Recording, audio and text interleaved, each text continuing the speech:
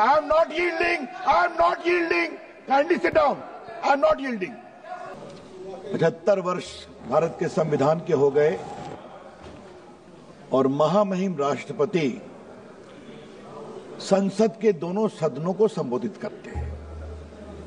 Budget सत्र है, बाकी है, नया सत्र है, तो बहुत ही स्थापित परंपरा है। उपसभापति जी, सदन को यह बताना जरूरी है कि राष्ट्रपति भारत के सर्वोच्च संवैधानिक पद पर बैठते हैं या बैठती हैं। वो सेना के कमांडर इन चीफ भी होते हैं और भारत के संविधान के आर्टिकल 79 के मुताबिक वो संसद के पार्ट भी होते हैं। ये मुझे बताना बहुत जरूरी है। इस सदन में there shall be a parliament for the union of which shall consist of the president and 2 houses to be known respectively as council of states and house of the people, Lok Sabha और राज्यसभा। तो महामहिम राष्ट्रपति संसद के पार्ट है और हम सभी का नैतिक दायित्व है, संवैधानिक दायित्व है कि हम उनका सम्मान करें। महामहिम राष्ट्रपति जी द्रौपदी मुर्मू जी बहुत ही साधारण परिवार से आगे बढ़ी और अपनी मेहनत, शिक्षा, लगन और सेवा भाव से वो राज्यपाल बनी। और मैं कहना चाहूंगा, राज्यपाल से हटने के बाद वो अपने गांव चली गई। उनके परिवार में कई कष्ट हुआ। बेटियों को पढ़ाने के लिए उन्होंने स्कूल खोला और बाद में मुझे गर्व है भारत के प्रधानमंत्री पर कि एक वंचित आदिवासी समाज की एक योग्य नेत्री को भारत का राष्ट्रपति बनाया गया। और उस सभापति जी, मैं ये बात बहुत शालीनता से कहना चाहूंगा कि पिछले 2 वर्षों में जब से वो राष्ट्रपति हैं, उन्होंने अपनी गरिमा, अपनी शालीनता से राष्ट्रपति के पद को एक नई ऊंचाई दी है। ये मैं सदन में कहना चाहता हूं।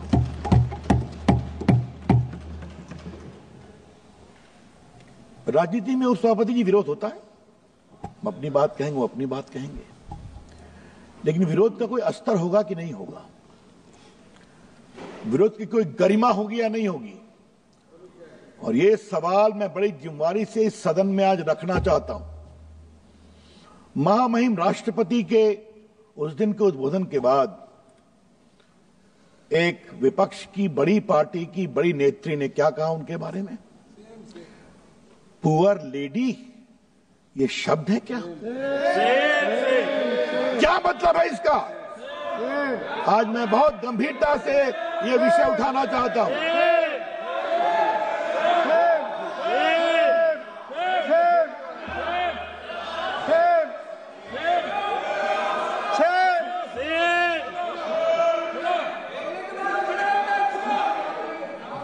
उपसभापति जी, मैंने माननीय सदस्य, आपको भी अवसर दिया जाएगा। प्लीज बैठिए, प्लीज बैठिए। आपका नाम नहीं लिया। हमने किसी का I am not yielding, I am not yielding. Kindly sit down. I am not yielding. उपसभापति जी, हमने किसी का नाम नहीं लिया। हमने किसी का नाम नहीं लिया। आप बैठिए प्लीज। माननीय सदस्य, आपको अवसर दिया जाएगा, आप अपनी बात रखिएगा। ये बात इसलिए मैं कहना चाहूंगा कि शायद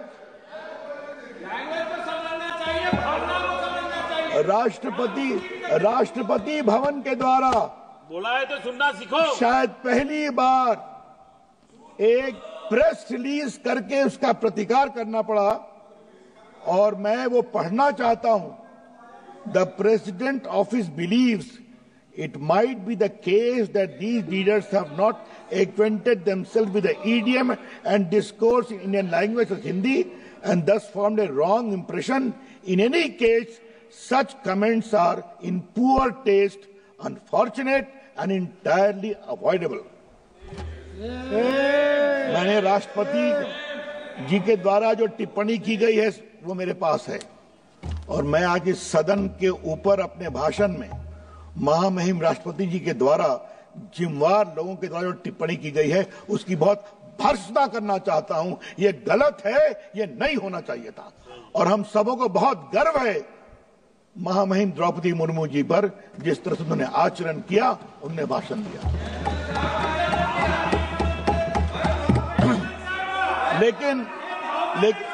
लेकिन उपसभापति जी, ये कोई नई बात नहीं है। आज जब विषय निकला है तो उसको रखना जरूरी है। ये कोई पहली बात हुआ है क्या? इस देश के विपक्ष का जो एक बड़ा परिवार है वो समझता है कि हमारा इंटाइटलमेंट है इस देश पर राज करना। याद करिए, आज मैं कुछ कहना चाहता हूं। देश के प्रथम राष्ट्रपति डॉक्टर राजेंद्र प्रसाद के साथ क्या क्या व्यवहार किया गया था वो डॉक्यूमेंटेड है। आज मैं डॉक्यूमेंट रखूंगा। महान नेता थे वो देश के। मेरे अपने प्रांत बिहार से आते थे और आज मैं सदन को बताना चाहता हूं, राजेंद्र प्रसाद साधारण परिवार से, छपरा के स्कूल से वो कलकत्ता बोर्ड में मैट्रिक में टॉप किए। मतलब आज के बिहार, आज के झारखंड, आज के बंगाल, आज के बांग्लादेश, आज के उड़ीसा और आज के आसाम में वो नंबर टॉप करके गए थे। ये थे राजेंद्र प्रसाद। कलकत्ता यूनिवर्सिटी में भी एलएलबी में टॉप, बी ऑनर्स में टॉप, बहुत बड़े वकील बने।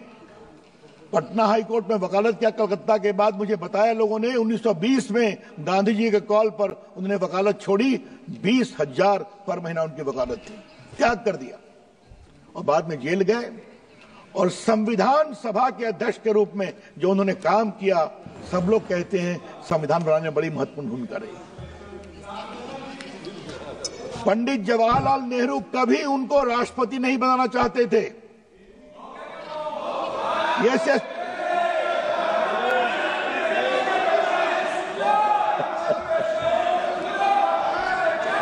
उपसभापति जी, दुर्गादास देश के एक बहुत बड़े पत्रकार थे। उन्होंने 1959 में एक किताब लिखी, India from Curzon to Nehru and after. मैं इसके पेज चैप्टर 13 में इसका विस्तार से जिक्र है कि नेहरू जी 52 में उनको राष्ट्रपति नहीं बनाना चाहते थे, 57 में भी राष्ट्रपति नहीं बनाना चाहते थे। और दो व्यक्ति, सरदार पटेल और मौलाना आजाद, इन दोनों ने कहा है। बैठिए बैठिए सर। ये दुर्गादास जी देश के बड़े पत्रकार थे।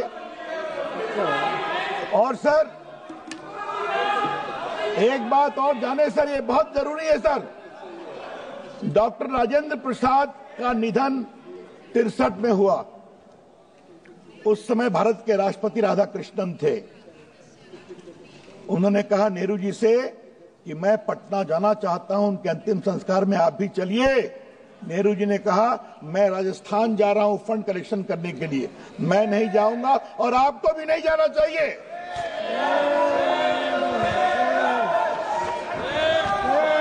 और सर ये मैं पढ़ रहा हूं इस किताब से, कोई छुपाने की बात नहीं है।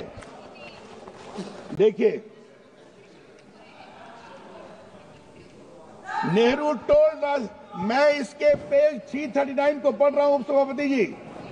Nehru told Radhakrishnan that he was going to Rajasthan to collect money for Prime Minister Relief Fund and would not be able to attend the former president's funeral in Patna. He added, I do not see any reason for you to go.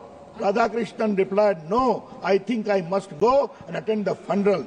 That respect is due to him and must be paid. I think you should also give up your tour program and come with me. But Nehru stuck to his program. ये सब record की बातें हैं। भारत के प्रथम राष्ट्रपति के अंतिम संस्कार में नहीं गए। सर आज जब बात चली है सर, तो इस किताब की एक और बात कोट करनी है और मैं सदन के सामने रखना चाहूंगा। ये मौलाना आजाद के साथ दुर्गादास हर रविवार को कॉफी पीते थे। और सर उन्होंने अपने मरने के 2 साल पहले एक बात कही थी, क्योंकि हर संडे को दुर्गादास उनसे मिलते थे। और क्या कहा था सर, मैं उसको आज रखना चाहता हूं।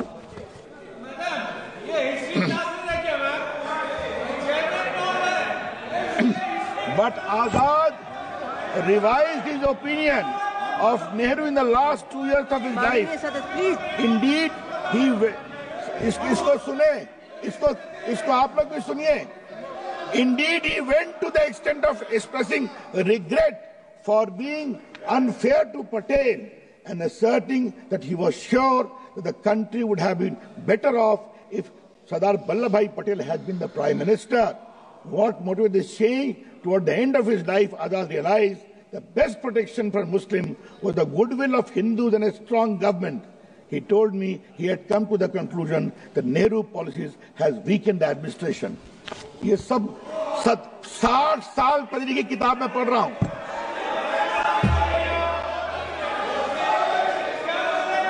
उपसभापति जी, सवाल सिर्फ डॉक्टर राजेंद्र प्रसाद का नहीं है। याद करिए, फखरुद्दीन अली अहमद थे भारत के राष्ट्रपति, इमरजेंसी लगाई गई थी, हम लोगों ने संघर्ष किया था और उनको बिना कैबिनेट के अप्रूवल के इमरजेंसी को साइन करवाया गया। ये राष्ट्रपति को सम्मान देते हैं ये लोग।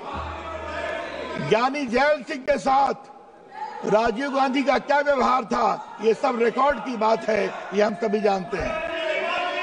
और सर, प्रणब मुखर्जी को इन लोगों का बस चलता तो कभी भारत के राष्ट्रपति नहीं बनने देते, ये भी मैं कहना चाहता हूं। ये तो हमारी सरकार है कि उन्होंने सम्मान से काम किया और उनको भारत रत्न भी दिया। ये बात इसलिए मैंने कहा कि माननीय राष्ट्रपति महामहिम द्रौपदी मुर्मू जी के साथ जो टिप्पणी की गई वो नई बात नहीं है, ये इनकी परंपरा में है, ये इनका पॉलिटिकल डीएनए है। हाँ?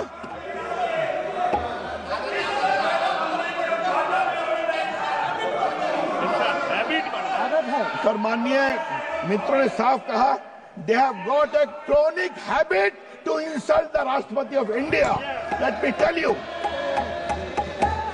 ये उनकी परंपरा बन गई है और मैं बहुत जिम्मेदारी से बोल रहा हूं।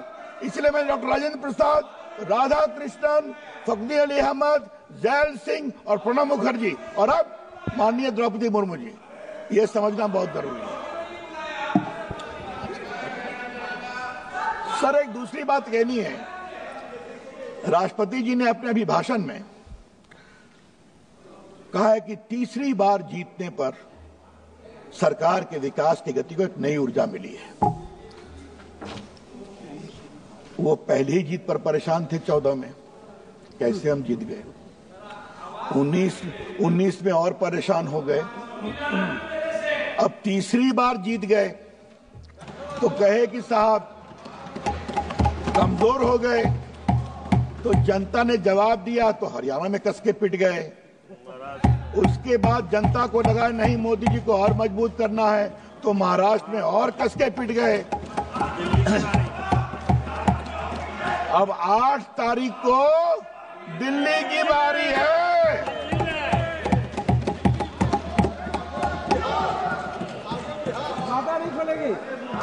बिहार पर काफी बोलना, आ रहा हूं। सर, इतना सिमटते जा रहे हैं उपसभापति जी, इतना सिमट गए हैं, फिर भी वही अहंकार है, वही गुरूर है, ये मुझे आज तक नहीं समझ में आया। थोड़ा तो सम्मान करना सीखिए। और कल मैंने देखा हमारे विपक्ष के गुणी नेता का एक वक्तव्य देखा, हम संविधान बदलना चाहते हैं, वो संविधान बदलने नहीं देंगे। कौन कह रहा है बदलने की बात है? ये तो आप 2 साल से 3 साल से आलाप कर रहे हैं। लेकिन मैं उनसे कहूंगा, संविधान बचाने की बात करते हैं तो पहले संविधान के संरक्षक राष्ट्रपति का सम्मान करना सीखिए, ये मैं कहना चाहता हूं। मैंने आर्टिकल 79 जान के पढ़ा कि राहुल गांधी पढ़े और समझे। वो तो होमवर्क करते नहीं, आप जानती हैं। तो मैंने आज जान के रिपीट किया कि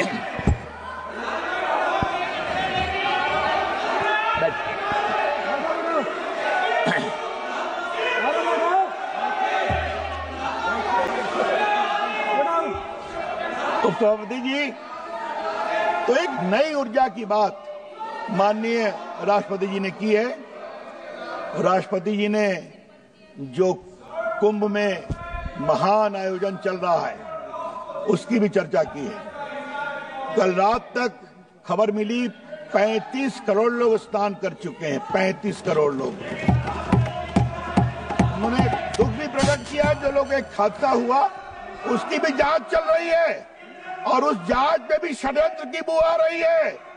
जब पूरा जांच सामने आएगी तो वो हादसा किसने करवाया उनको शर्म से झुकना पड़ेगा, ये भी मैं कहना चाहता हूं। उपसभापति जी, मुझे एक बात जरूर कहनी है, ये कुंभ का नाम सुनते और सनातन का नाम सुनते उनको परेशानी क्यों हो जाती है, क्या हो जाता है? जिस तरह से और एक बात मैं इस सदन में साफ साफ करना चाहता हूं, सनातन का अपमान नहीं सहेगा हिंदुस्तान, ये आप जान लीजिए। बिल्कुल हमें गर्व है कि हमारे देश में सनातन परंपरा है। और एक बात मैं और कहूंगा उपसभापति जी, बड़ी विनम्रता से, हजारों साल में तो सनातन को लोग कमजोर कर नहीं सके, ये लोग क्या है जो सनातन को कमजोर कर?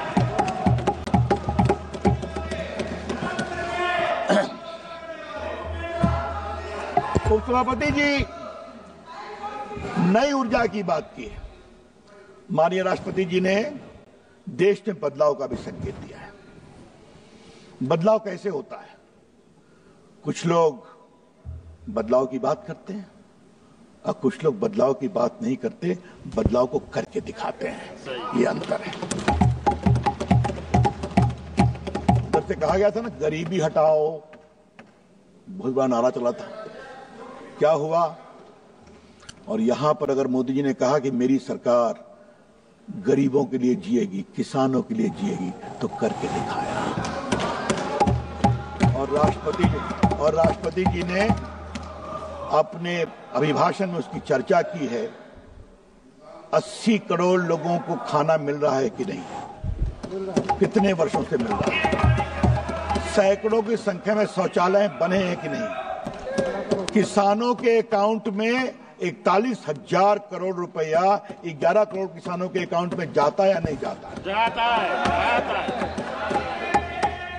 आज गांव की सड़कें बनी हैं या नहीं बनी हैं? बनी है।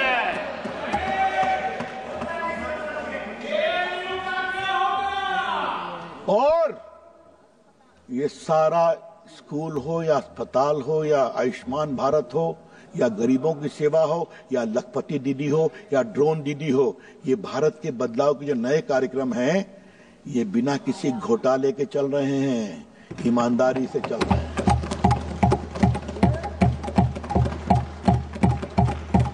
जब 14 में मोदी जी की सरकार आई थी, पहली बार, जिसका जिक्र माननीय राष्ट्रपति जी ने किया है, तो उस समय क्या था उपसभापति जी? मैं उस समय उस हाउस में था। हमने कहा कि अब 1-2 घोटाला हो गया, थोड़ा शांति हो, फिर नया घोटाला आ गया। कभी कोयला घोटाला है, कभी 2G घोटाला है, कभी कॉमनवेल्थ घोटाला है, कभी आपके वो भी है अंतरिक्ष देवास घोटाला। उपसभापति जी, हम लोग पंच तत्व से मिल, हम लोग, ये शरीर पंच तत्व से बनता है ना। तो बाद में मालूम हुआ कि उनकी सरकार को यह बताया गया था कि पंच तत्व का सिद्धांत तब तक सफल नहीं होगा जब तक 5 तत्व में घोटाला नहीं करोगे। अब आप देख लीजिए, जमीन का घोटाला करके दिखाया, आकाश का घोटाला हेलीकॉप्टर घोटाला करके दिखाया, वायु का 2G घोटाला करके दिखाया, जल में सबमरीन घोटाला करके दिखाया, और ये सब नहीं छोड़े तो पाताल भी चले गए, कोयला घोटाला कर दिया। क्या बोलेंगे ये लोग? और आज जो स्थिति आ रही है, मोदी जी की सरकार ईमानदारी से काम करती है, ईमानदारी से काम करती है। और मैं उनको आज उनके खींच को मैं समझता हूं।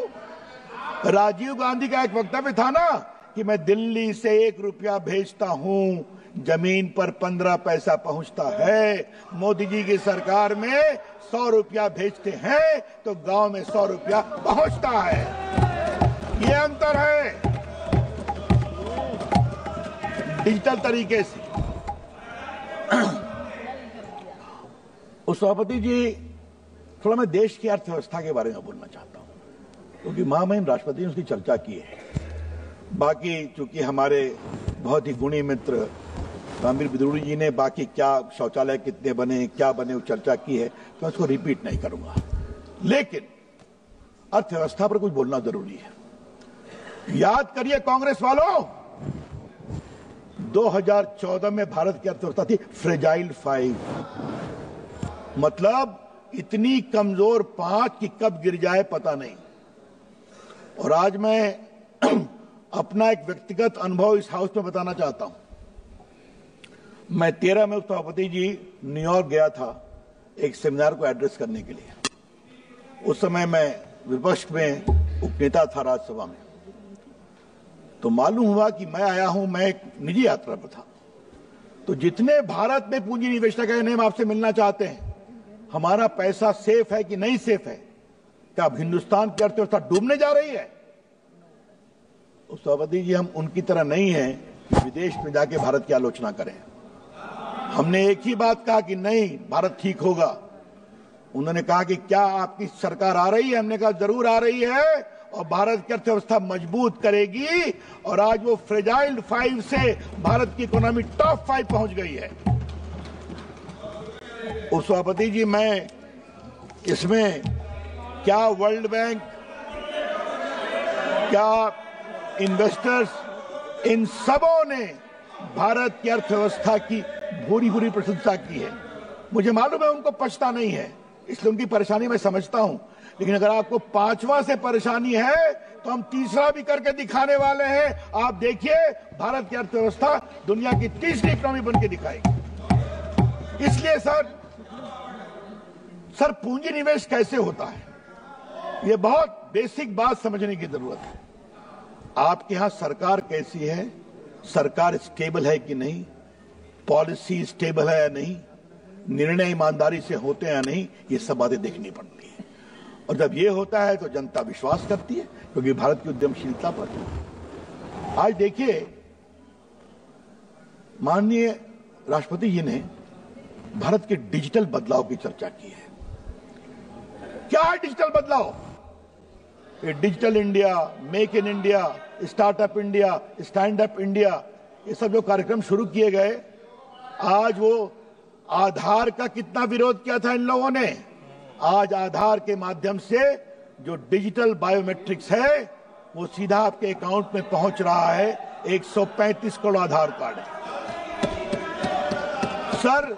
मैडम, 120 करोड़ मोबाइल फोन है, जिसमें 95 करोड़ स्मार्टफोन है, सब में इंटरनेट है। आज गांव-गांव में लोग मोबाइल का उपयोग करते हैं और गूगलिंग करते हैं और सर्फिंग करते हैं। ये देश का बदलाव हुआ है।